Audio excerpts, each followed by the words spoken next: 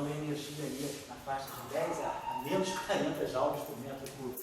Então você tem uma discrepância violenta. O que pode estar acontecendo que está cancelando esse valor imenso? Talvez seja isso, ó. Essa nova física aqui. O pessoal usa isso para justificar a matéria escura, essas coisas? Não, isso aí não dá para justificar a matéria escura, não. Isso aí é energia intrínseca dos campos conhecidos, não é nem da matéria escura. Então, tem esse problema, é o grande problema vamos dizer assim, do conflito que tem entre o que a teoria quântica de campos te dá e a medida mais recente da constante cosmológica, que é a medida do Planck de 2015. Você tem uma discrepância de 128 ordens de grandeza. Oi, pois não? Quem é o melhor concorrente para explicar a constante cosmológica? Tem alguém? O melhor concorrente? Não tem. O melhor concorrente para a constante cosmológica é a energia de fundo do vácuo. Não, a melhor teoria. A melhor teoria. Bom, aí tem algumas coisas na praça. Você tem hoje vários modelos na praça. Você tem um modelo mais recente que tem o chamado modelo do sequestro. Você é como se você sequestrasse a constante cosmológica, introduzindo um campo novo na gravitação. Pelo que eu vejo na literatura, eu vou te dizer, que eu conheça, deve ter umas 8 ou 9, na minha cabeça tem 8 ou 9 possíveis teorias para justificar a constante cosmológica, não digo nem teorias, modelos, para justificar a constante cosmológica. Então esse é um problema, assim, ele está em aberto. Uma possibilidade é pela supersimetria, porque a supersimetria, ela tem comportamento ela consegue resolver o problema dessa discrepância aqui, da energia eletromagnética da interação fraca. Então ela consegue segurar a flutuação dos campos quânticos, porque o que a supersimetria faz, em geral os campos quânticos podem oscilar muito, e isso gera muita energia de fundo. O que a supersimetria faz é frear a flutuação dos campos quânticos. A supersimetria amortiza demais a flutuação dos campos quânticos. Então isso diminui drasticamente a energia de fundo e começa a caminhar para a direção da constante cosmológica. Mas o problema que nós temos é na relação entre supersimetria e QCD. O vácuo da QCD, sem supersimetria, já é um grande desafio para a física. Então, o grande problema que eu acho que a gente tem que resolver, um dos grandes problemas que a gente tem que resolver na física é a compreensão, uma compreensão mais plena, mais profunda do que é o vácuo quântico da QCD. O que são esses condensados de quarks e gluons mesmo, que formam essa QCD não perturbativa, que ninguém sabe o mecanismo muito bem para isso. Então, eu diria que o clou, vamos dizer assim, a chave do mistério está na resolução do vácuo da QCD. Isso aí vai abrir uma compreensão maior, e aí a supersimetria pode entrar nesse momento aí para resolver um pouco mais a situação. Mas eu acho que isso aí é questão de física para mais um século, a não ser que apareça um novo paradigma. Que a gente também sabe que a história da física mostra isso. Quando a situação parece dramática demais, às vezes aparece um novo paradigma, um Einstein da vida, um Dirac da vida, um Louis de Broglie da física, um Enrico Fermi. De repente aparece uma mente dessa que rompe completamente com a maneira da gente pensar, vai lá, lê o Thomas Kuhn, entende que o problema da revolução são os paradigmas e cria um novo paradigma. A gente está precisando ou de um novo paradigma, ou, quem sabe, se acidentalmente a gente descobre uma nova constante da natureza. Porque toda a física sempre muda. Quando você chegou na constante de Planck, a física mudou completamente. Quando você descobre a velocidade da luz, a física mudou. Quando você descobre a constante de interação fraca, a física mudou. Então, a constante de Boltzmann mudou a física também. Então, cada constante muda, é uma revolução na física também. Geralmente, cada constante nova que aparece na física, ela introduz um novo paradigma. Ela quebra paradigmas antigos e introduz um paradigma novo. Quem sabe dessa física do LHC, também a gente começa a descobrir que tem alguma universalidade e alguma constante nova na física possa aparecer. Se aparecer uma nova constante da física, no mesmo status que H cortado, ou sei lá, que a velocidade da luz, provavelmente muitos desses problemas vão desaparecer. Eu acho que a gente está diante, eu acho que esse encontro do Mário Novelo é muito propício por isso, porque realmente a gente precisa de uma utopia. A gente tem que realmente sonhar que alguma coisa melhor possa existir. E não adianta você ficar só aperfeiçoando adiabaticamente, sabe, acariciando as teorias conhecidas, que não vai dar em nada. Né? Você vai estar acariciando quem está te maltratando. Né? Você tem que, talvez, dar uma porrada nas teorias conhecidas e falar, ó, é isso aqui. Né? Que nem fez o modelo atômico, que nem fez o Bohr, né? Que nem fez o Einstein, que nem fez o Dirac. Você tem que realmente virar a mesa e falar, ó, não é nada disso, agora é isso. Então, eu acho que isso é importante. Talvez, né, é porque também a gente está vivendo um momento histórico da física, em que a física está caminhando muito adiabaticamente, quer dizer, com toda a questão da produção científica, as pressões, a gente está muito mais preocupado em melhorar o que está sendo feito do que realmente parar para pensar, sei lá, 10 anos e mudar a vida. Você vê, da constante de Planck para Bohr, foram praticamente 13 anos. De Bohr para o spin, foram mais de 12 anos. Você só começou a mudar a física com a mecânica quântica em 1925, quando o Uhlenbeck e Goldsmith introduziram o spin.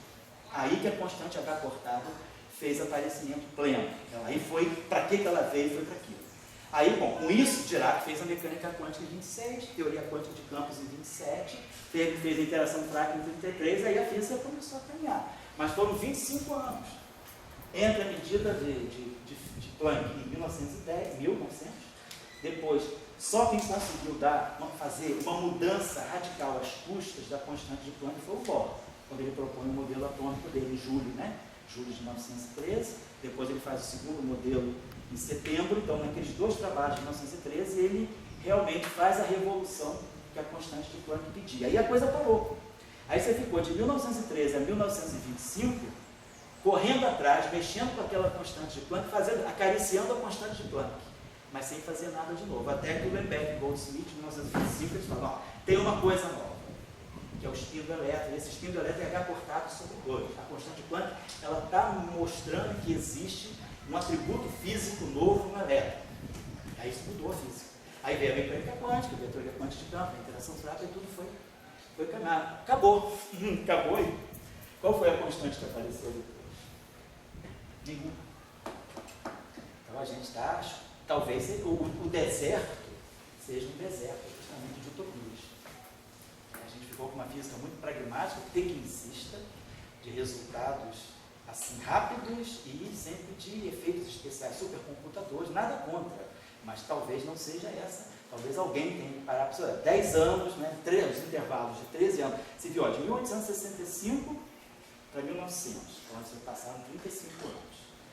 Maxwell para chegar a Einstein, né? Depois de 1913, depois de 1925, e agora a gente está quase 100 anos sem esse tipo de revolução. E os problemas estão se acumulando. Fora que se parar para pensar, naquela época tinha a velocidade de propagação das ideias era mais devagar, né? Porque você não tinha internet. Exatamente. Ou seja, tinha esse tempo para pensar. Você podia pensar 10 anos numa só coisa.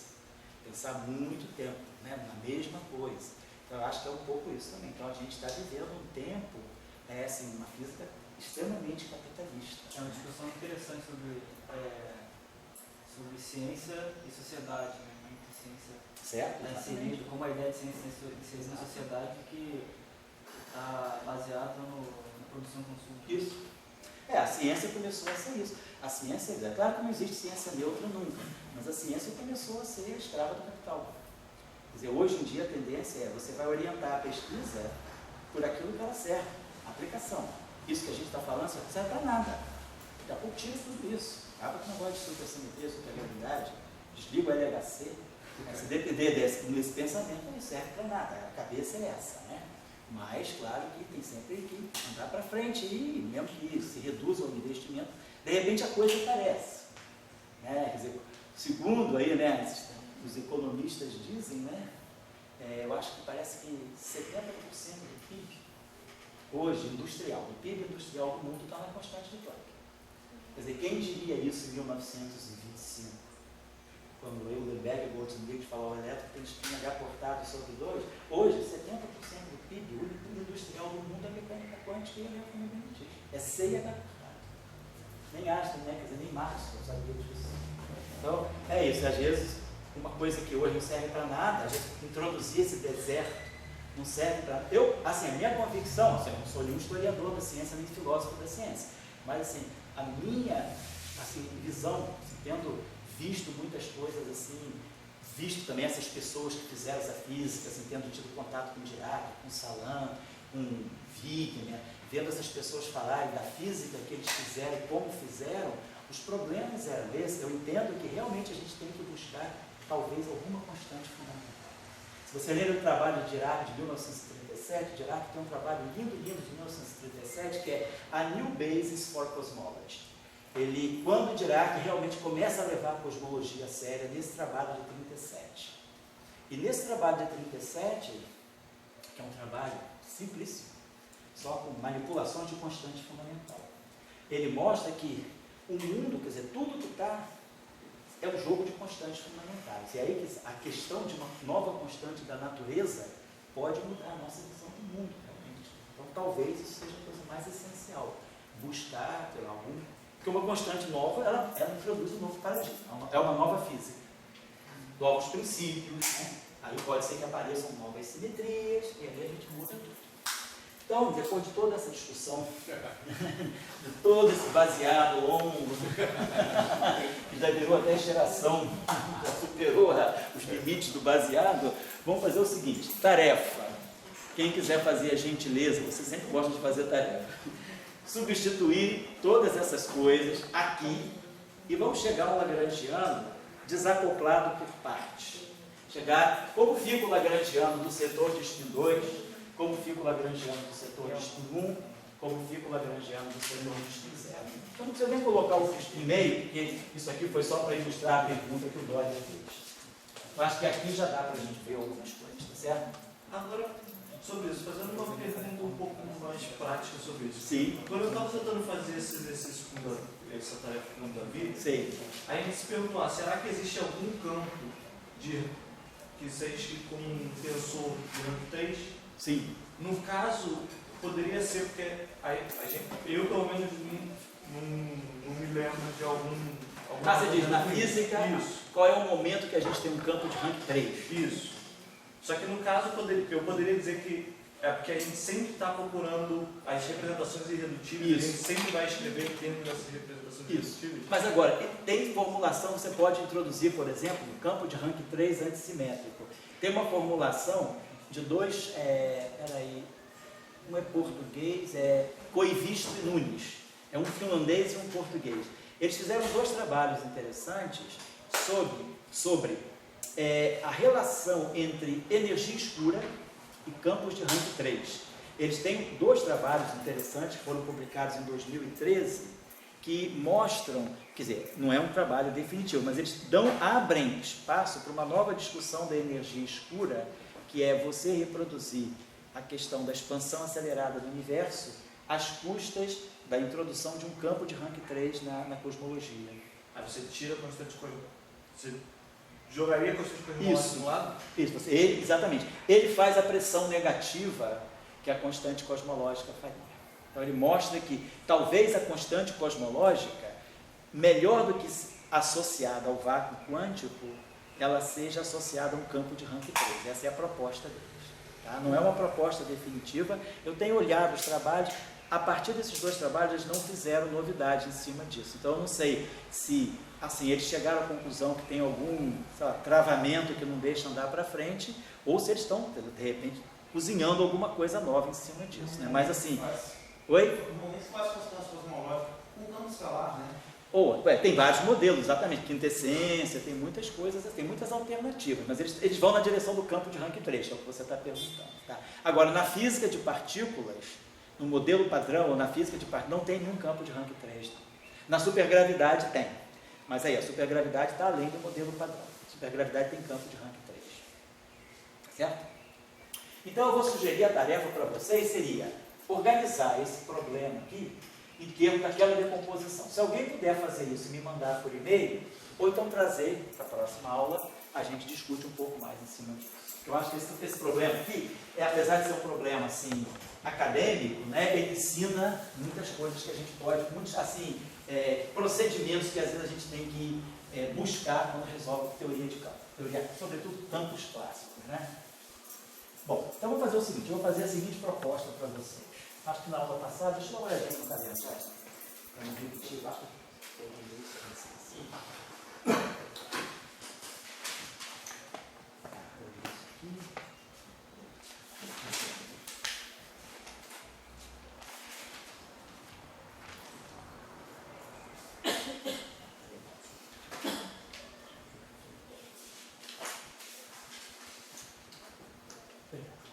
Vou fazer o seguinte, rapidinho. Na aula passada, vou pegar. A gente tinha feito o seguinte, quando nós pegamos esse campo aqui, 1 sobre C ao quadrado, né? Pegamos essa equação de campo. Me corrija aí, por favor, se eu não estou falando besteira. Né? 1 sobre C ao quadrado, D2 dt2, menos Laplaciano, atuando no campo φ. Aí aqui nós tínhamos colocado um parâmetro psi, depois nós interpretamos aqui, 1 sobre C ao quadrado, derivada temporal segunda, menos Laplaciano, ao quadrado, atuando no campo φ. Isso? Só para não perder nada.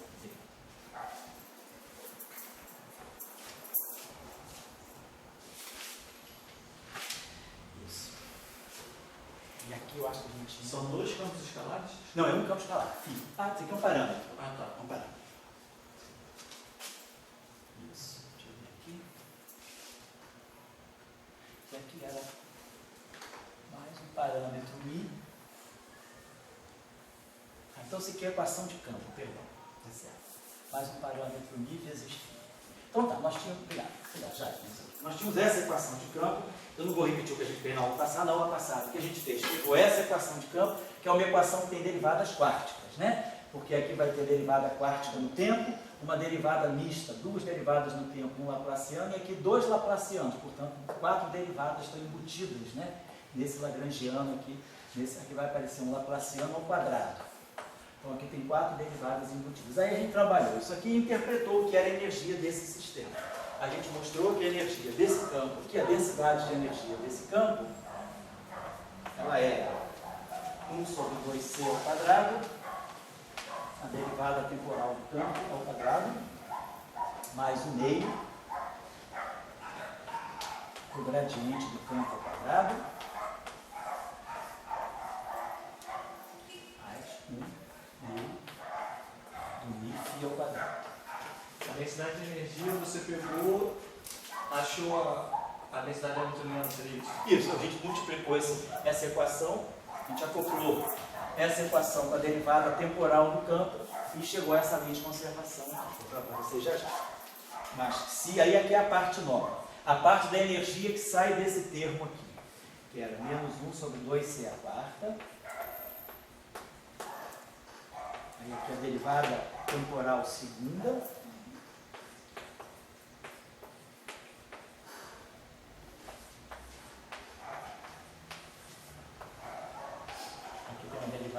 São 2 derivadas temporais, e aqui é uma derivada temporal ao quadrado, mais 1 sobre C4, e aqui ficava a derivada temporal do campo, vezes a derivada terceira, temporal também. E ali aparecia a densidade de momento, que é o vetor de Point, associado a isso aqui, era menos φ ponto, gradiente de φ, mais si, e ponto Laplaciano do gradiente de φ menos Laplaciano de φ gradiente de φ. E aí a gente mostrou por essa equação aqui que saiu uma lei de conservação.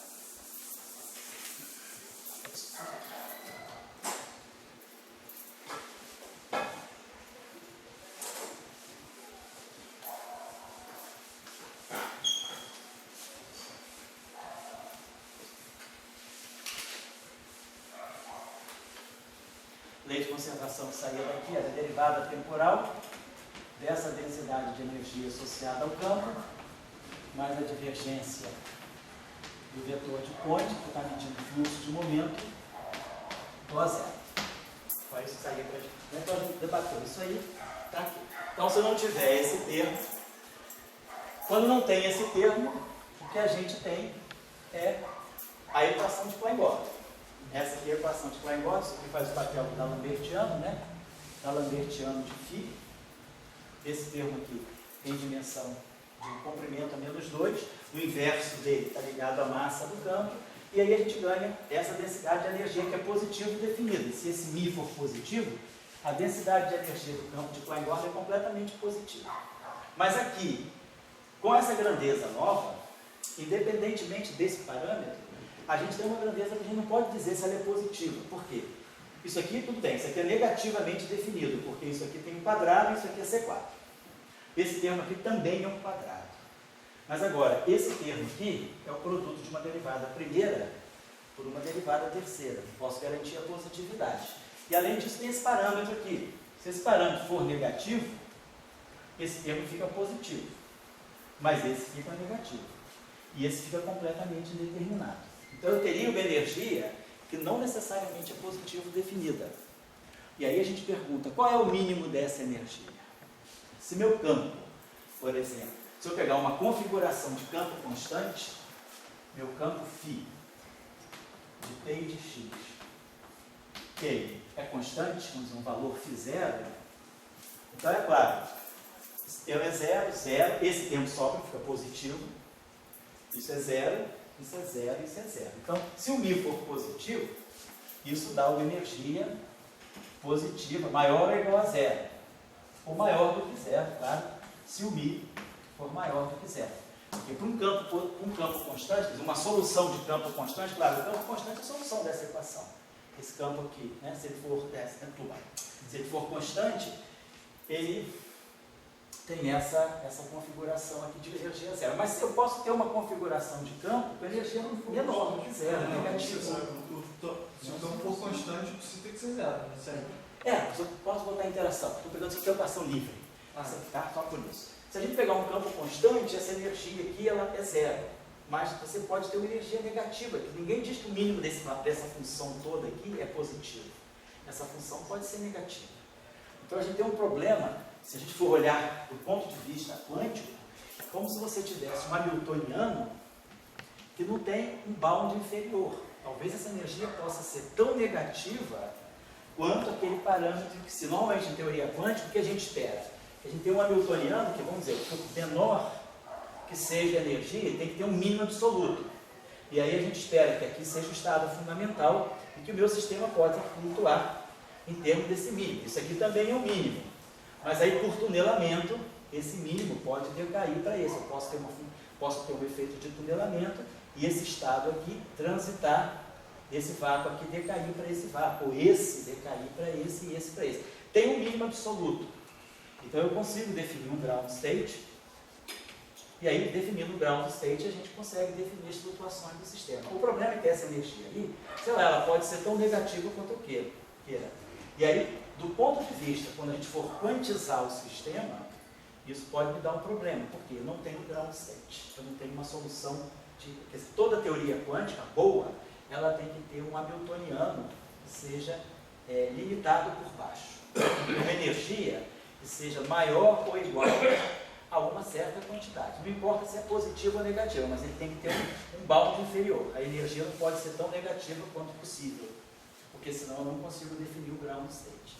Então, esse problema, campos com derivadas superiores, como esse cara aqui, ele pode ter problema na hora da quantização. Como teoria clássica, a gente pode ver o que isso pode significar. Classicamente, o que isso poderia significar? Mas mesmo na teoria clássica não ter um limite inferior para a energia, impossibilita você, por exemplo, fazer uma mecânica estatística. Pode dar problema para você. Pode dar problema em vários sentidos. Na mecânica estatística e também na própria propagação dos sinais. Porque se você tiver um hamiltoniano que não é limitado por baixo, se você tem essas derivadas superiores, o que pode acontecer é que se você prepara o teu campo no tempo inicial e deixa o teu campo oscilar, ele vai começar a crescer indefinidamente, porque você tem derivadas superiores. E isso aí pode dizer, quer dizer, você não tem sinais físicos, a presença de uma energia negativa, ela pode estar representando para você a existência de sinais que não são físicos, pode romper causalidade ou podem romper também a unitariedade no sentido de que a solução cresce indefinidamente no tempo. Vou deixar só um problema simples para vocês fazerem como tarefa, e fica bem clara essa discussão. O problema não precisa nem ser, não vamos nem fazer em uma dimensão temporal e uma dimensão espacial. O problema é o seguinte: quando eu estou em uma dimensão temporal, uma dimensão espacial. Vamos pegar a equação de Klein-Gordon nesse sistema aqui para trabalhar. Deixar esse problema, essa tarefa aqui. Eu vou iniciar a tarefa e depois vou deixar o caso mais complicado para vocês. A tarefa é a seguinte: vamos pegar a equação de um campo escalar em uma mais uma dimensão. Então, eu tenho um campo escalar φ, que é a função de t e de x. E vamos dizer que esse campo satisfaz essa equação de Klein-Gordon. 1 sobre c ao quadrado, d2 dt2, menos. Aí é laplaciano mesmo, né? Vai ficar ddx. Isso aqui, atuando em φ de tx. Vamos dizer que o meu campo esteja pegando a solução sem fonte. Isso é um problema com derivada segunda. Então, é claro, eu preciso dar o meu campo no instante t igual a zero, em qualquer posição, digamos que isso aqui seja uma função f de x, e preciso dar a derivada do nosso campo no instante t igual a zero, em função de x. Vamos dizer que isso aqui seja a nossa função g de x. Então, como esse problema é um problema com derivada segunda no tempo, eu preciso dar as duas condições iniciais, como se fosse a posição inicial do campo e a velocidade inicial do campo, mas claro, em todas as posições do espaço. Então essas duas funções são dadas com essa equação. Se a gente fizer a seguinte mudança de variáveis aqui, vamos definir uma coordenada aqui, x e t, vamos definir aqui uma coordenada psi, que vai ser x mais ct sobre 2. Não tem o termo inicia, não? Oi? Tem Não, é sem massa. Estou dando o caso sem massa. O caso do campo sem massa. O campo mais simples. uma onda. É uma equação de onda. Isso é uma onda. É a equação de D'Alembert. É isso mesmo. Vou pegar essas coordenadas aqui. Então é claro que derivar em relação ao tempo é derivar em relação a xi e derivar xi em relação a t, que dá c sobre 2, né? E derivo em relação a zeta e derivo zeta em relação a t, que dá menos c sobre 2. Então, quer dizer, derivar em relação ao tempo é c sobre 2, d dxi, menos d dz. Estou mudando de coordenadas só. E derivar em relação a x. Derivar em relação a x é derivar em relação a xi, e derivar xi em relação a x. Então, dá um fator meio. Derivar em relação a zeta, derivar zeta em relação a x, que dá outro fator meio. Então dá dxi mais dz. Então se a gente pegar d2 dt2, dá 1 sobre c2 na parte. Porque a sua preparação, que eu vou deixar depois, é 1 sobre c ao quadrado, d2 dt2. Então 1 sobre c ao quadrado, vou pegar o d2 c ao quadrado, vai cortar, vai ficar 1/4 aqui, e vai ficar derivada segunda aqui, mais derivada segunda aqui, e menos 2 vezes a derivada cruzada aqui. É pegar esse operador e aplicar ele mesmo. Vai ficar ddxi, ddxi, ddz e ddxi, ddz. Se a gente pegar d2 dx2, a gente vai ter 1/4 de ddxi ao quadrado, mais d dz ao quadrado, e aqui mais 2 ddxi ddz. E aí, é claro, se eu pegar 1 sobre c2 dt2 menos d2 dx2, esse termo aqui vai se cancelar com esse termo aqui vai se cancelar com esse, e isso menos isso vai ficar menos 4, que vai cancelar esse 4, vai ficar menos 4, que vai cancelar, vai ficar menos ddxi. Então essa equação aqui, com esse sistema de coordenadas, essa equação adquire uma forma bem simples. Tem um sinal menos, que é global, vai a zero. Então fica derivada em relação a xi. A derivada em relação a zeta da função. Agora, claro, quando eu fiz essa mudança de variáveis, φ de tx, vai ficar um φ, eu vou expressar o φ em função de xi e zeta, né? Então você vai ter uma função φ de xi e de zeta. Quando eu substituir essas coordenadas aqui, eu vou ganhar essa função. Então, a minha equação diferencial, ela fica assim, φ de xi e zeta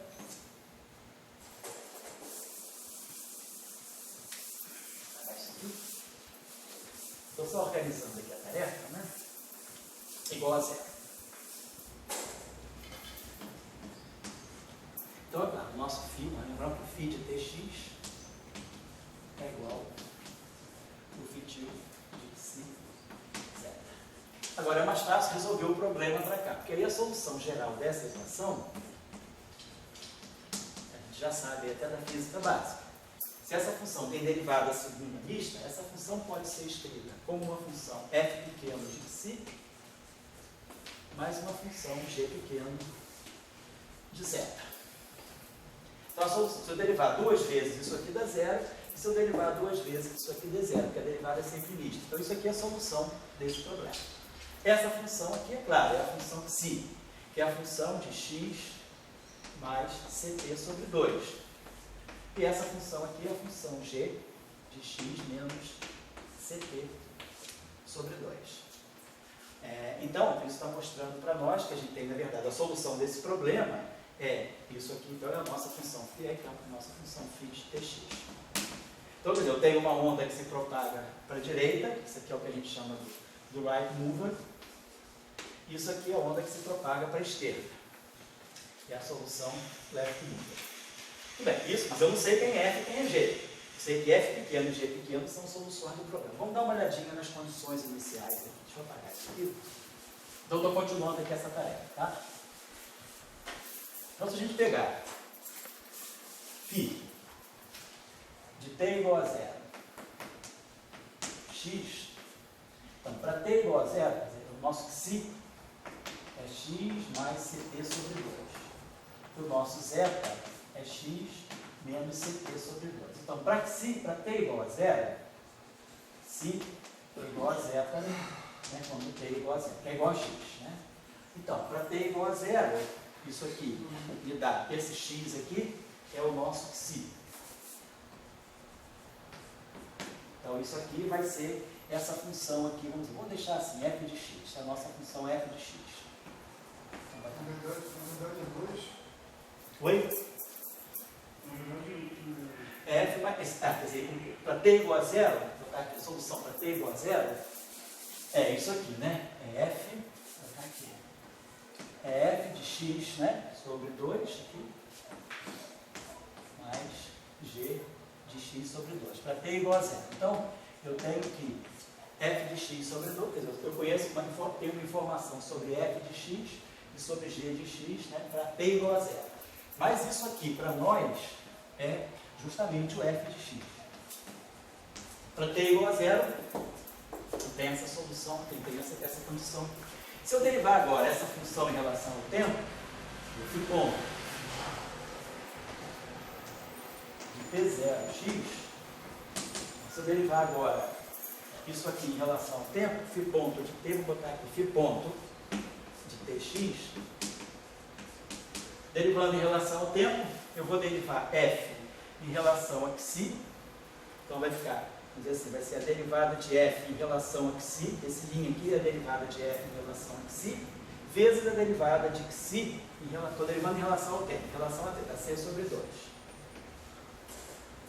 Mais esse pedacinho aqui, vou derivar em relação ao tempo, então vou derivar g em relação a zeta, que é o g' de zeta, e vou derivar isso aqui em relação ao tempo, que é menos c sobre 2. Então, vou botar aqui. C sobre 2, f' de xi, menos g' de zeta. Só que eu tenho a informação que eu tenho é φ ponto de t igual a zero. Então, isso aqui para nós, isso aqui é o f de x. Então, φ ponto de t igual a zero, para t igual a zero, o xi é x. Então, eu vou ter c sobre 2, f de x. Não, x sobre 2, né? X sobre 2, obrigado, x sobre 2, né? Menos g', isso aqui é um c global, menos g' de x sobre 2. Isso. Então aqui é f' de x sobre 2 menos g', obrigado, de x sobre 2. E isso aqui é o nosso g de x.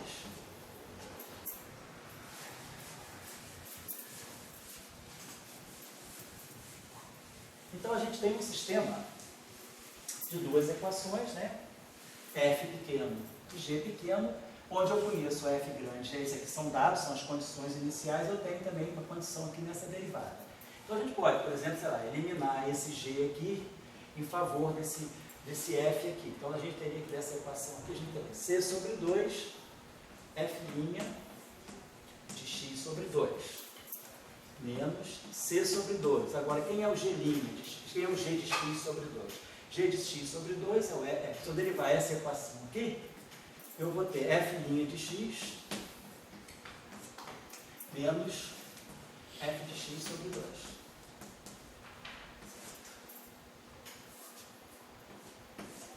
E tudo isso aqui igual a g de x, né? Substitui certo aqui. Ficou c sobre 2 f' menos c sobre 2. A derivada ali? G'. Aqui tá faltando a derivada. Obrigado. Então está certo agora, né? C sobre 2 vezes isso, menos C sobre 2, a derivada do G, que é F' menos F', que é igual a G, está certo. Então, a gente pode trazer. Então, a gente tem essa condição aqui. Então, essa condição aqui está me amarrando C sobre 2, vou colocar assim. Aqui vai dar duas vezes, né? Vai ficar esse com esse aqui, vai ficar 2C sobre 2, vai ficar C, F' de x sobre 2, é igual a g de x, vamos colocar assim, menos c sobre 2 f' de x. Então, nós podemos integrar essa função, vamos poder fazer o seguinte, vou fazer uma mudança de variáveis aqui, eu posso chamar esse x sobre 2 de um y, só para resolver, chamar esse x sobre 2 aqui de y, então esse x aqui é 2y, e esse x aqui é y, esse x é 2y também, tá certo? Oi. Quando você derivou a primeira equação, f de x sobre 2 mais g de x. Tem fator 2, né? Vou derivar em relação a x, f de x vezes 2. Você está derivando em relação ao tempo, né? Estou derivando em relação. Mas eu já derivei em relação ao tempo. Só que para o tempo t igual a 0, se é igual a zeta, que é igual a x. Meu problema cai todo em x, para t igual a 0. Eu tinha isso aqui. Em relação a isso. Não, eu estava derivando em relação ao tempo. Eu tinha isso aqui, ó. A minha equação era essa aqui, ó. Φ de tx era f de x mais ct sobre 2. Mais g de x menos ct sobre 2. Isso aqui era a minha solução. F de psi mais g de x. Agora você vai derivar em relação ao tempo. Isso, vou derivar em relação ao tempo. Só que agora você apagou, não tem mais certeza, mas Então, eu vamos se ver. você tivesse perdido Então, a fala de refazendo. C sobre 2 aí. Então, a gente derivou. Estou derivando em relação ao tempo. Eu vou derivar essa função em relação a esse argumento. Então, vai dar o f' de psi vezes a derivada disso em relação ao tempo, que é o c sobre 2. Mas, vamos derivar isso aqui em relação ao tempo. Então, vai ficar a derivada disso aqui em relação a zeta. Vezes a derivada disso em relação ao tempo, que é menos c sobre 2. Então, isso aqui estava dando para nós, filhinha de t igual a 0. X vai ser c sobre 2, f' de psi, menos g' de 0. Certo? Certo. Tinha lá esse c sobre 2. Agora, para t igual a 0, psi igual a x. E zeta, x, aliás, é x sobre 2. Né? Porque para t igual a 0, psi é x mais ct sobre 2. Então, para t igual a 0, aqui dá x sobre 2 e aqui dá x sobre 2 também. Então, esse é o meu ponto de 0. Isso aqui é o meu g grande. Isso aqui são derivadas, tá? Derivadas em relação a x. Derivada em relação... Então, o que eu estava colocando aqui era isso. Isso aqui era o φ de t igual a 0. Então, o que é? f de x sobre 2, é a condição inicial do campo. Então, f de psi mais g de zeta igual a f, para t igual a 0. E depois a condição da derivada primeira para tempo t igual a 0. Que é isso aqui, tem um c sobre 2 aqui, Então a gente está derivando em relação ao tempo, porque marcou esse t sobre 2. Deixa eu apagar isso. Então era isso que você estava falando, né? Não, depois, quando você derivou para substituir a... Não, eu já... Aqui está legal. Aqui eu estou derivei em relação ao tempo aqui. Agora, meu problema caiu num problema na coordenada x só. Eu resolvi meu problema numa variável. Meu problema agora é um problema da variável x. A variável t desapareceu. Eu estou trabalhando com t igual a 0, já consegui reduzir as coordenadas x zeta a x. Então ficou isso aqui. Então agora, quando eu quiser substituir essa equação aqui embaixo, vamos derivar essa relação aqui em relação a x. Então vai ficar mais simples integrar de baixo. Oi? Seria mais simples integrar de baixo. Não. Pode integrar, pode derivar. No fundo você vai ter que fazer isso, vai ter que integrar a equação. Vamos ver. Na segunda equação, o g está derivado em relação ao... Esse g aqui? Não, esse g é pequeno, g é pequeno. G pequeno está derivado em relação a zeta. A zeta, não a x. Não, mas isso aqui é a mesma coisa. Quando você deriva, na verdade, esse g pequeno aqui é g' de zeta. Mas zeta é x. Se você quiser botar o problema, você pode botar em função de zeta. Isso aqui é g' de zeta. Isso aqui é f' de psi. O gigante fica Isso aqui é f de psi. Isso aqui é g de zeta. E o x é x mais ct. É psi sobre 2, né? E x menos ct sobre 2 é zero. Então, se eu somar as duas equações, x é psi mais zero. Então, você pode colocar o problema dessa forma. Escrever aqui x mais zeta, y é psi mais zeta. E pode escrever aqui como psi. Aqui é o x também, psi mais zeta. Ou deixar como a gente estava fazendo, botar o argumento x sobre 2 aqui, f de x sobre 2, g de x sobre 2, igual a f de x, e aqui o c sobre 2, e aqui são as derivadas primeiras em relação aos argumentos. F' de x sobre 2 mais g' de x sobre 2 igual a g de x. Como o colega falou, a gente pode integrar essa equação a menos de uma constante, é claro, e fixar depois a constante pela condição inicial. Então a gente pode pegar essa equação aqui, integrar ela em x, e aí a gente vai transformar numa equação que vai ter f menos g, e aqui a gente tem uma equação que tem f mais g, fg. Então a solução que a gente vai encontrar vai ser essa aqui. Fazendo isso, a gente consegue resolver para f em função de f e g, e consegue resolver para g em função de f.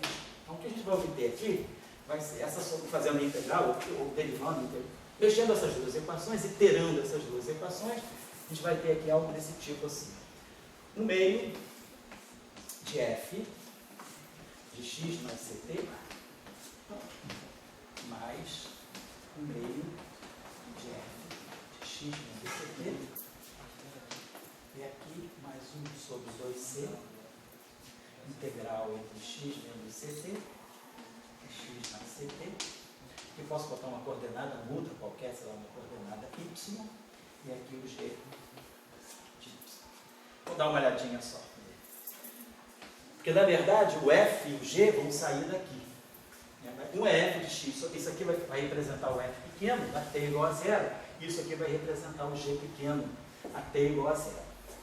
Se a gente tirar as condições iniciais aqui, pegar a função t igual a 0, quando eu for integrar t igual a 0, isso aqui vai ficar integral de x a x, essa integral aqui dá 0. Para t igual a 0 aqui, para t igual a 0 aqui, fica o meio de f de x mais o meio de f de x. Então, a gente fica aqui o φ de t igual a 0, x está dando para nós exatamente o f de x. Depois, se eu derivar essa função em relação ao tempo, vamos derivar essa função em relação ao tempo. Então vai ficar o meio, aí vai ficar f', derivando f' de psi, derivando em relação ao tempo, vai ficar derivada em relação ao argumento, vezes a derivada em relação ao tempo, que vai ficar 100, vai ficar aqui um c sobre 2. Vamos derivar aqui em relação ao tempo. Quando eu derivar em relação ao tempo, eu vou produzir menos c sobre 2 f'. Então, quando eu derivar em relação ao tempo aqui e a derivada em relação ao tempo, eu vou produzir c sobre 2 menos c sobre 2. Só que quando eu tomar tempo t igual a 0, vai ficar f' de x menos c2f' de x. Então, para t igual a 0, a derivada primeira aqui cancela a derivada primeira aqui. Mas aqui, claro, a gente tem que tirar a derivada primeira dessa integral aqui. Vamos fazer o seguinte, isso aqui é 1 sobre 2c, integral entre x menos ct e 0, de dy, g de y. Mais 1 sobre 2c, a integral entre 0 e x mais ct, dy, g de y. Então o que a gente tem que fazer é derivar esse, vamos botar aqui assim, 0 e x menos ct, e aqui bota o sinal menos. Então se a gente agora derivar essa função aqui, derivada dessa integral aqui em relação ao tempo, eu estou derivando isso aqui. Teorema fundamental do cálculo, né? Derivada da integral em relação à variável é o próprio integrando. Então, derivando essa função aqui em relação ao tempo, eu vou produzir, derivada em relação ao tempo, vai me produzir isso aqui, menos c, então menos c com 1 menos 2c vai ficar aqui 1 meio. E a derivada do integrando, a derivada da integral em relação ao tempo aqui vai me dar o g de x menos ct. E aqui, quando eu derivar em relação ao tempo, vou derivar isso, que a gente está usando isso aqui, né? d dx, a integral entre 0 e x, de, sei lá, de uma função f qualquer, de y dy, isso aqui é f de x. Bom, mas se aqui tiver uma outra função, né? Se aqui for uma função u de x, então derivar isso aqui vai ficar u' de x vezes f de u de x. Só que nesse caso a nossa função u de x é uma função linear. Então derivando em relação a isso aqui ao tempo, dá menos c, com menos 2c dá 1 meio de g menos ct. E aqui vai ficar mais c, com meio vai ficar mais 1 meio de g de x mais ct. Aí quando nós tivermos aqui t igual a 0, vai ficar 1 meio de g de x mais 1 meio de g de x, que vai dar o g de x. Então, com esse c aqui embaixo, né, que a gente colocou, a gente está matando justamente o c que saiu daqui. Então, essa função aqui, derivando em relação ao tempo, a gente ganha, quer dizer, a condição t igual a 0, essa função que reproduz a condição inicial, derivando em relação ao tempo, ela reproduz a condição inicial, e agora a gente sabe, essa função aqui é uma função de x mais ct, mais uma função de x menos ct. Então, é automaticamente solução da nossa equação, que a nossa equação ficou assim, d dxi, d dz, do tilde x0 igual a 0. Então, a nossa solução é uma função f de x mais ct, mais uma função g de x menos ct. Essa aqui, isso aqui, mas essa integral de 0 até x mais ct é a função total de x mais ct. E esse pedacinho aqui, mais essa integral de x menos ct até 0, é essa função aqui. Então, essa função aqui, automaticamente, ela é a solução da nossa equação de derivada segunda, porque a gente já construiu ela, já foi deduzida daqui, e a gente implementou as condições iniciais. Então, essa solução aqui, dada qualquer condição inicial, a gente pode colocar aqui dentro e gerar, vamos dizer assim, a onda que vai se propagar a partir daqui. Essa é a solução dessa equação aqui, né?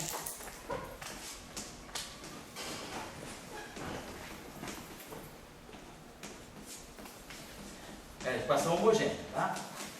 Claro, então a equação com essas condições iniciais. Vou botar aqui de 0, x igual a f de x, e de ponto de 0, x igual a g de x. Então a gente consegue resolver essa equação desse modo. Agora, vou colocar assim, que é justamente a questão que foi colocada das derivadas superiores. Então essa equação é uma equação de derivada segunda. Então, eu coloco aqui as condições, quer dizer, eu vou integrar essa função aqui e vou estar sempre trabalhando, quer dizer, esse resultado aqui vai me dar também com alguma coisa de x mais ct menos alguma coisa de x menos ct. A gente pode, por exemplo, pegar qualquer sinal aí que vai se propagar e ver que essa solução aí tem um caráter, vamos dizer assim, propagatório realmente. Agora vamos pegar uma outra, aumentar essa derivada. Vamos pegar agora, então a tarefa que a gente vai colocar vai ser essa.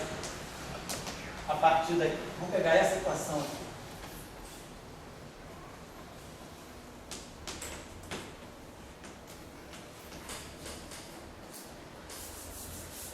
Está aqui ao quadrado.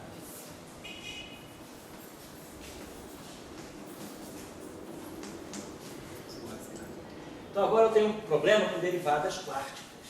As derivadas aumentaram aí. Então essa função aqui, Vai ter, então, por exemplo, como eu tenho derivada quarta no tempo, eu preciso aumentar o conjunto de condições iniciais. Então, eu preciso dar o φ de t igual a 0x, que a gente estava chamando de f grande de x, essa é a primeira condição inicial. Depois a gente vai ter que dar a primeira derivada temporal,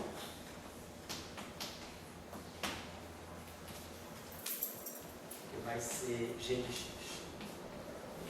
Agora, a gente precisa suplementar. Como a equação é de derivada quartica no tempo, eu preciso dar a derivada segunda também no tempo. FGH, a gente vai ser h de x. Depois eu preciso dar a derivada terceira. Constante t igual a 0 também. Vou chamar de j de x. Então eu tenho 4 condições iniciais. Isso significa que o meu problema, então, tem mais graus de liberdade. Para eu definir o sistema, no outro caso, eu precisava dar 2 condições iniciais, que era o F grande, que era o F grande e o G grande. E aí a gente sabe, cada grau de liberdade física, ele se associa a 2 coordenadas, x e t. Então eu tenho 2 condições aqui, então eu tenho 1 grau de liberdade. Realmente o meu outro problema é que escreve um campo que tem 1 grau de liberdade. Agora, eu tenho um problema, eu não mudei o campo, mas eu aumentei o número de derivadas. Se eu aumentei o número de derivadas no tempo, eu aumentei o número de condições iniciais. Então, para eu determinar esse campo agora, a partir das condições iniciais, né, no instante t, na posição x, eu preciso resolver essa equação com 4 condições iniciais. Então, dessas 4 condições iniciais, eu devo ter então 2 graus de liberdade associados. Então, o meu problema agora aumentou fisicamente. Eu devo estar descrevendo alguma coisa mais, porque eu tenho mais graus de liberdade. Eu tenho 4 condições iniciais, ou seja, como se eu tivesse uma posição, quer dizer, 1 grau de liberdade com o seu momento, outro grau de liberdade com o seu momento conjugado. Então, o problema mudou por conta da derivada superior. É sempre um campo escalar, com uma componente única. Eu não dobrei, eu não mexi no número de componentes do campo para mexer com o número de graus de liberdade, mas eu mexi com a dinâmica, a propagação do campo. Então, fazendo a mesma coisa que nós fizemos no outro caso, esse problema aqui, como a gente viu que essa equação aqui, na verdade, esse operador d'Alembertiano, ele caía, acaba ficando menos, derivado em relação a xi, derivado em relação a zeta, meu problema agora, como é d'Alembertiano ao quadrado, ele vai ter 2 derivadas em xi e 2 derivadas em zeta. Então, quer dizer, a solução desse problema agora seria assim, d xi, dz e φ de tx, que é o, vamos dizer, que é o que a gente chama de φ2, quando eu mudo de coordenada, né, xi e zeta. Isso igual a zero. Então, de novo, é claro que meu problema deve fatorar em uma solução só de xi, poderia pegar alguma coisa assim, quer dizer, eu vou esperar que o meu φ2 de xi zeta possa ser uma função f de xi. Porque, claro, se eu derivar essa função aqui, isso aqui vai dar zero. Tem 2 derivadas de zeta que vão zerar isso aqui. Mais uma função g de zeta. Isso continua, como no caso anterior. Agora, se eu pego aqui uma função xi, vou colocar xi, uma zeta, vezes um h de xi, se eu derivar essa equação aqui, essa função aqui, 2 vezes, aqui e aqui, essas 2 derivadas vão matar isso aqui. Então, esse cara aqui, dessa forma, é a solução dessa equação aqui. Se eu colocasse um xi um zeta ao quadrado, não, porque aí daria uma derivada segunda. Aí essa função teria que satisfazer essa condição. E aí eu posso jogar aqui um xi vezes, sei lá, FGH, vou chamar aqui uma função J de zeta. De novo, esse operador aqui, atuando aqui, dá zero. Então agora, a gente conseguiu gerar uma solução, porque, quer dizer, agora eu tenho 4 condições iniciais, e justamente eu tenho 4 funções a serem determinadas. Quer dizer, eu vou ter que pegar essa solução para t igual a zero, aí eu vou derivar essa equação para poder tirar a solução em t igual a zero da primeira derivada, aí eu vou derivar isso aqui em relação, quer dizer, então a nossa função ficou assim, deixa eu escrever basicamente é a partir daí que a gente vai começar. Então, a nossa função aqui ficou f de tx, ficou um f de x mais ct, isso aqui é x mais ct sobre 2, mais um g de x menos ct sobre 2. Talvez fosse até melhor trabalhar desde o início com x mais ct igual a si. Acho que essa solução aqui é até melhor. E esse aqui, definir assim. Para esse efeito desse derivado aqui, vai aparecer apenas um fator 2 que é elevado ao quadrado, vai dar 4. E aí a gente então fazer o seguinte, vamos supor que a gente faça essa transformação de coordenadas aqui. Tira o fator 2 aqui, vai ficar. Então o nosso x é xi mais zeta sobre 2 e o nosso t é xi mais zeta sobre 2c, vezes 2c, né? Sobre 2c. Né? Então vamos usar essa transformação que aí elimina. Isso aqui fica tudo igual, vai ter um fator aqui só na frente, eu acho que vai ter um fator 4, que vai dar um fator 2 ali, mas como é igual a zero não faz diferença, então a gente vai poder manter essa solução e ir fazendo essa substituição, né? Quer dizer, o xi é o x mais ct e o zeta é o x menos ct. E aqui vai aparecer agora essa novidade aqui, que é o x mais ct vezes essa função h de x menos ct e mais x mais ct, x menos ct, vezes a função j de x mais ct. Então eu tenho esse problema aqui, eu tenho 4 funções a determinar, mas também eu tenho 4 condições de derivada. Então eu vou derivar uma vez, vou derivar 2 vezes, vou derivar 3 vezes, vou ter então essa função, mais 3 equações das derivadas, faço t igual a zero e vou integrando. Então eu tenho uma equação para a derivada primeira, que eu vou poder integrar, jogo na derivada segunda, jogo na derivada terceira, e aí a gente vai determinar f, g, h e j em termos das funções f, g, h e j, que são as soluções iniciais. Mas aí a questão que está agora é justamente essa.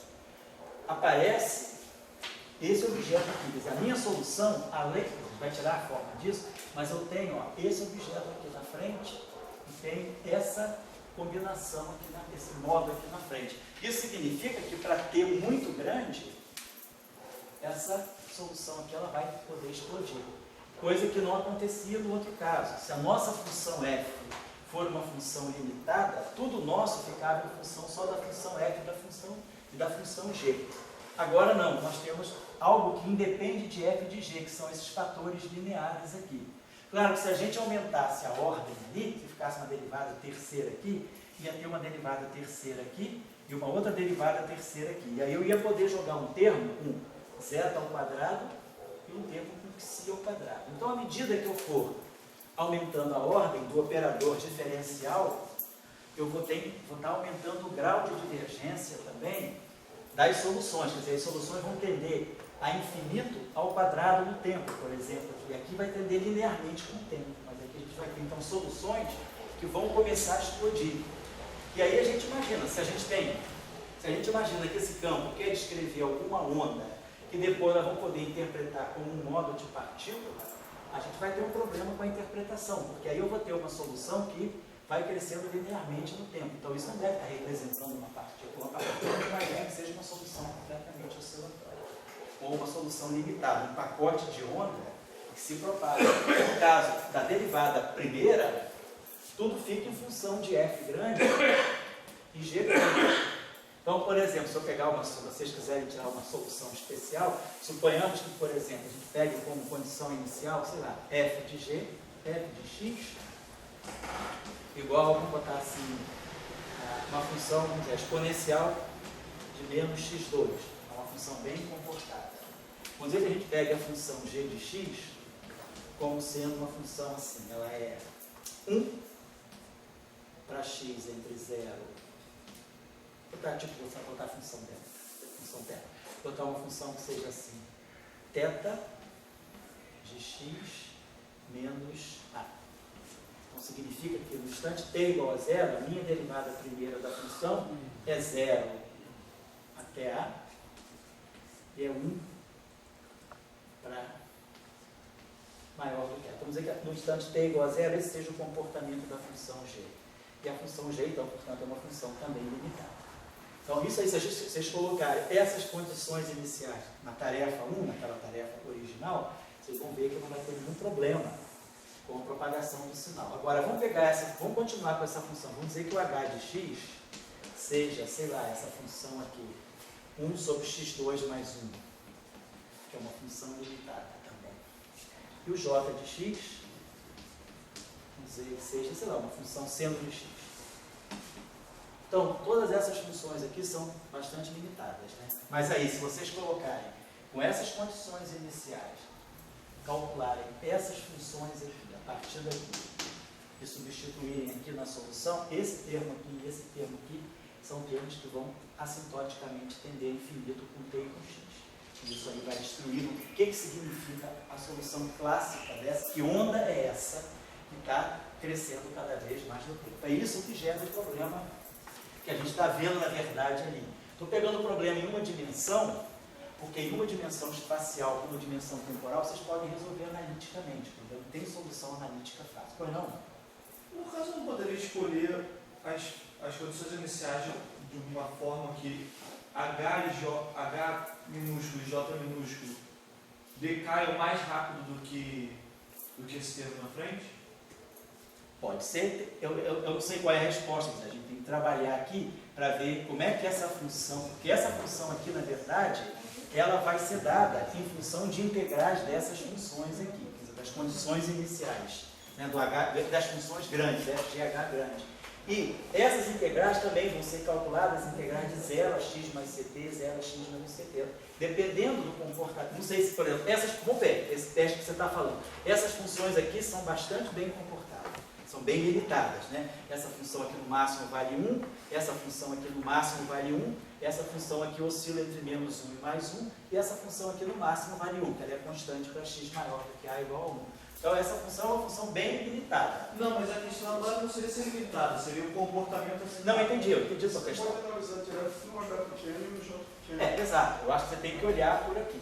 Se você for tirar as soluções gerais, quer dizer, resolvendo essas equações diferenciais aqui, a gente vai tirar f pequeno, como o colega falou, f pequeno, g pequeno, h pequeno, j pequeno, como soluções integrais. E aí a gente pode tentar ver qual é o comportamento que você pode atribuir às condições iniciais para que essas funções aqui, para t tendendo a infinito, caiam a zero mais rapidamente. Vamos dizer, caiam a zero mais rapidamente do que 1 sobre t. Isso em todo caso você. Mas mesmo assim seria um ajuste bem fino, né? Seria um ajuste fino, vai depender drasticamente das Você condições perde a iniciais. característica da conservação da informação, da propagação. Você está perdendo a informação. No lado você diverge. Como assim? Porque se você considerar que o termo ali, x mais ct, ele cresce com o tempo, analisando só o tempo. Então, se h for uma função decrescente do tempo, você controla a divergência desse tempo. Se você escolher j uma função decrescente, você controla a divergência do segundo. E mesmo assim, você tem soluções que decaem no tempo. A solução efetivamente vai decair no tempo. Então, a informação que está contida inicialmente nesses termos, ela é perdida ao longo do tempo. É uma propagação clássica de uma onda. Tem uma dissipação que tem que ser incluída para aumentar a ordem. É isso mesmo. Então, quer dizer, a solução ideal é a solução do D'Alembertiano em primeira potência. Porque esse aí ele preserva tudo para você. Então, realmente, o que a gente está querendo, só essa aqui é o mundo. Ninguém está provando nada. Eu não entendi o ponto dele exatamente. Vocês podem discutir no intervalo, então? Tudo bem. Alguém não entendeu o ponto do colega? Que assim, o que ele está dizendo é que se você escolher uma solução também que faça com que isso decaia no tempo, você vai estar perdendo informação. É como se você tivesse um tempo de amortecimento, você vai amortecendo a tua onda no tempo também. Então, Mas isso é fisicamente aceitável. mas aí você tem que ter qual é a justificativa para você ter esse É amortecimento. fundamental, talvez não. A gente aceita a dissipação como uma característica de interação do sistema. De um sistema aberto, por exemplo, né? Mas para um sistema fundamental é esquisito. Eu diria que isso aqui é estranho, porque você não tem fonte externa. Porque o sistema está isolado. Porque a dissipação é o que ele está falando, teria uma interação com outra coisa. Exatamente, deveria ter algum agente externo, né? Mas aqui o sistema não tem nem fonte externa. Então, quer dizer, da onde é que você está, por que você está perdendo? É alguma inconsistência nas derivadas superiores. Isso é um problema geral. Eu estou só chamando a atenção de vocês, porque quem já ouviu falar em teorias como na gravitação, por exemplo, uma tentativa que houve na década de 70 de resolver o problema da gravitação quântica, era criar derivadas, teorias de campo com derivadas mais altas. E aí, quando você cria essas derivadas mais altas, você pode introduzir, não aqui, mas do ponto de vista de uma teoria quântica de campo, você pode introduzir tipos de soluções não físicas como táquions, e que se propagam com velocidade maior do que a da luz, e ghosts, que são partículas que teriam, se você for interpretar do ponto de vista da mecânica quântica, você tem uma partícula que tem uma função de onda, cujo módulo ao quadrado é negativo. Então, isso te diz que você está violando o princípio de interpretação da densidade de probabilidade. Então, você tem partículas com módulo ao quadrado, função de onda com módulo ao quadrado negativo. Ou seja, como se a norma fosse imaginária. Então, isso viola completamente a interpretação de partícula da mecânica quântica. Então, derivada superior é uma questão muito delicada. Eu estou mostrando isso para vocês porque na literatura... Já vou lá, um instantinho só, por gentileza. Porque na literatura existe muito trabalho sobre questão de derivada superior. E aí tem que ter muito... Às vezes o problema só se resolve com ajustes finos, como você falou. Você tem que ajustar os parâmetros para que você elimine, por exemplo, a possibilidade de você ter, como na aula passada, quando eu peguei aquela equação e mostrei para vocês a relação de dispersão, dava frequências imaginárias. Frequência imaginária já é, no ponto de vista da teoria de campo, seria uma função. A frequência é energia. Frequência imaginária é energia imaginária. Energia imaginária, mc2 gama imaginário, significa que você tem velocidade maior que a da luz. Então você está falando de um táquio. Se tiver uma frequência puramente imaginária, né?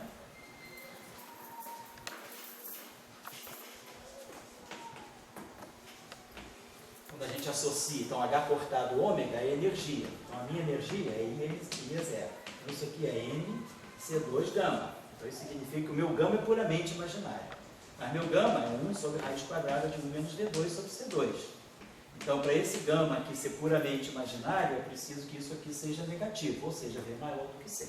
Então, a presença de uma frequência imaginária na onda clássica, se você for fazer a associação partícula-onda, onda-partícula, na teoria de campo, a frequência vai virar energia, e a energia imaginária vai estar dizendo que você tem um táquio. Então, você tem que ter muito cuidado com esses parâmetros. Quando eu mostrei na aula passada, que dependendo da escolha de parâmetros, a frequência podia ser imaginária. Então, esse é um problema da derivada superior. Esse é o problema do táquion.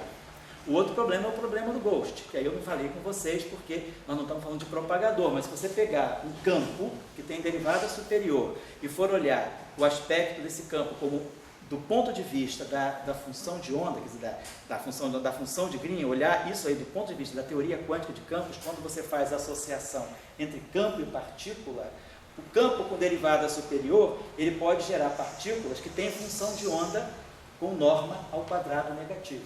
Isso é o que a gente chama de fantasma. Uma função de onda que seria puramente imaginária. Na teoria de Gates, vocês devem ter ouvido falar dos fantasmas de Faddeev-Popov, que é justamente isso. São aquelas partículas que são não físicas e que aparecem com funções de onda com quadrado negativo, que justamente vão ser importantes para cancelar o ghost que está dentro do fóton. Então, o ghost de Faddeev-Popov, ele resolve o problema da teoria para você. Então, é um ghost necessário. Mas agora, numa teoria livre, que não seja uma teoria de Gauge, você ter ghost, você está violando a questão da unitariedade. Tá? Porque a unitariedade da matriz S te diz que você não deveria ter status com norma negativa. Tá? Você queria falar alguma coisa, por gentileza? Não, eu só queria entender qual é o motivador físico para introduzir derivada de ordem superior. O problema começa no século XIX. O Ostrogotsky, que tem uma literatura extensa sobre isso. Na década de 70, isso foi ressuscitado. Foi ressuscitado por quê? Porque na gravitação quântica, o problema sério da gravitação quântica são as divergências ultravioletas. Se você introduz derivadas superiores, vamos pegar a aula passada, resultado da aula passada, rapidinho. Pegar a nossa equação de campo, que era D'Alembertiano φ mais si D'Alembertiano ao quadrado φ mais mi φ. Essa é a nossa equação de campo. Suponhamos que você coloque uma fonte externa. Existe uma densidade de alguma coisa que vai gerar esse campo. Vamos escrever isso aqui, tudo isso aqui, essa densidade aqui pode ser uma função de t de x. Vamos escrever isso aqui, vamos fazer a transformada de Fourier dessa equação. 1 sobre C2, D2, DT2, fica menos ômega 2 sobre C2. Menos Laplaciano fica mais K2. Estou fazendo a transformada de Fourier, fitil de ômega H. Mais Psi, menos ômega 2 sobre C2, mais K2. Vou explicar por quê, só para te dar a informação. Mais, e aqui fitil. Estou fazendo só a transformada, lendo a equação de campo no espaço dos momentos.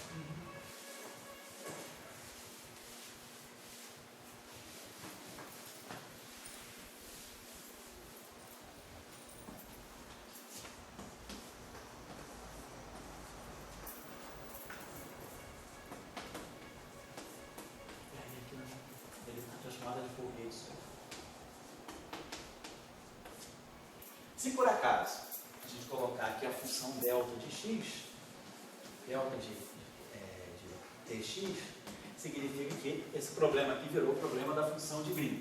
Quem é a solução dessa equação aqui, com isso aqui igual a delta de Dirac, é a função de Green no operador. Então, se a gente colocar a transformada de Fourier da delta de Dirac é 1. Então, se eu colocar isso aqui, eu estou resolvendo o problema da função de Green desse campo. Qual é a função de Green desse campo, então? A função de Green desse campo aqui, então isso aqui já não vai ser mais o campo, vai ser a função de Green do campo.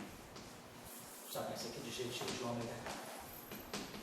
Então a função de Green no meu campo vai ser isso aqui.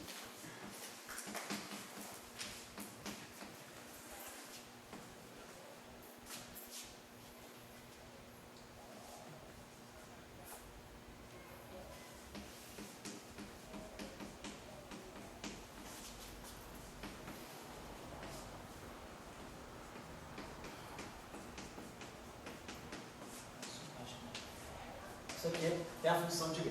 Vamos apagar isso aqui. Então vamos voltar agora quem é a função de Green no espaço dos momentos. Paguei a tarefa. A tarefa foi mais ou menos entendido o que era, para resolver aquele problema com 4 funções, né? E ver o comportamento que levou à discussão. Então quem é a função de Green no meu problema? A função de Green é essa aqui.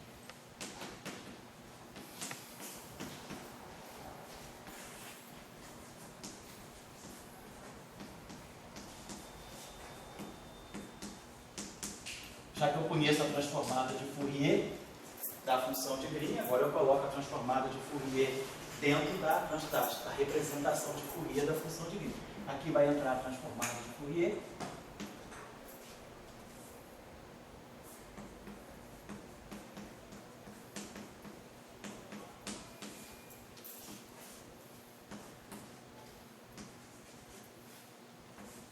Quer dizer, se o Psi for igual a 0, a gente ganha a transformada de Fourier. Se o μ for igual a 0, a gente está ganhando exatamente o caso do eletromagnetismo. Foto aqui.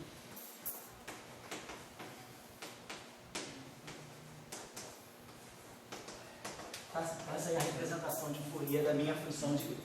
O que nós observamos aqui? Aqui tem um quadrado, perdão. Então, se nós não temos esse termo, essa integral aqui é feita em ômega k. Essa integral aqui, ela tem D3K aqui e um K2 aqui. Então, aqui eu tenho uma dimensão de K3 e aqui eu tenho uma dimensão de K2. Para K muito grande, ou para ômega também, frequência muito grande, para número de onda, vetor módulo de K muito grande, essa integral aqui é divergente. Na região de grandes frequências, de grandes comprimentos de onda, na verdade, esse termo aqui é muito grande. Então, esse aqui é um termo constante. Então, quando não tem esse termo aqui, e eu estou abordando a região de baixíssimos comprimentos de onda, esse termo aqui é muito grande, ele tende a infinito. Esse termo aqui fica desprezível. Esse aqui vamos dizer que não tem, estou fazendo primeiro que Psi igual a 0. Então eu tenho um problema sério de uma divergência aqui. Isso aqui é D3K e isso aqui é K2.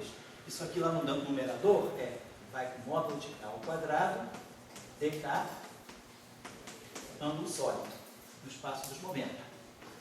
E aí eu tenho aqui 1 sobre K2 no denominador. Então isso aqui vai ter uma divergência lá no infinito, uma divergência linear. Isso aqui vai entender. Então, quer dizer, essa função de Green ela tem um comportamento ultravioleta perigoso na região de altos momentos. Se eu introduzo esse termo aqui, lá na região ultravioleta, quem passa a dominar é esse termo aqui. Aqui vai ficar capa 4. Mesmo com o Mi constante ali, você vai ter perigo? É porque vai ter, porque se Mi é constante e o K tende a infinito, o Mi fica desprezível. Então, na região de altas frequências, você fica, o K domina. baixa frequência que você está O problema está nas altas frequências. E aí, para frequências muito grandes, o Mi é desprezível. A mesma coisa aqui. Esse termo aqui vai dominar, vai dar um K4, que é muito maior do que K2, que é muito maior do que Mi. Então, você tem um problema nas regiões de altas frequências aqui. Mas agora, aqui é K4 e aqui é K2. Então, você vai ter 1 sobre K2 no denominador, enquanto a integral começa a convergir. Então, o que você faz quando você introduz derivada superior? Você começa a amortecer o problema ultravioleta das funções de Green.